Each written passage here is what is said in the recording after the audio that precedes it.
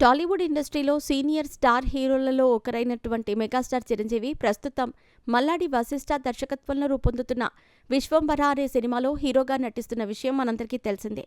ఈ మూవీ తర్వాత చిరంజీవి అనిల్ రావిపూడి దర్శకత్వంలో సినిమా చేయబోతున్నాడు. ఈ మూవీని సాహు గారపాటి నిర్మించబోతున్నారు. ఇప్పటికే ఈ విషయంపై అనేకసార్లు అనిల్ రావిపూడి, సాహు గారపాటి స్పందించారు. ఇంతకాలం పాటు చిరంజీవి మాత్రం ఈ సినిమా గురించి పెద్దగా స్పందించలేదు. ఇకపోతే తాజాగా విశ్వక్సేన్ లైలా అనే సినిమాలో హీరోగా నటించిన విషయం మనందరికీ తెలిసిందే. ఈ సినిమాను ఫిబ్రవరి 14వ తేదీన విడుదల చేయనున్నారు. ఈ మూవీని సాహు గారపాటి నిర్మించారు.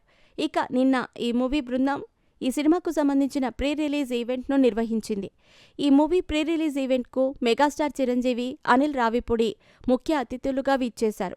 ఇక ఈ ఈవెంట్లో భాగంగా చిరంజీవి మాట్లాడుతూ నా తదుపరి మూవీని అనిల్ రావిపూడి దర్శకత్వంలో సాహు గారపాటి నిర్మాణంలో చేయబోతున్నాను. ఈ సినిమా నా పాత సినిమాల మాదిరిగా ఉండబోతోంది.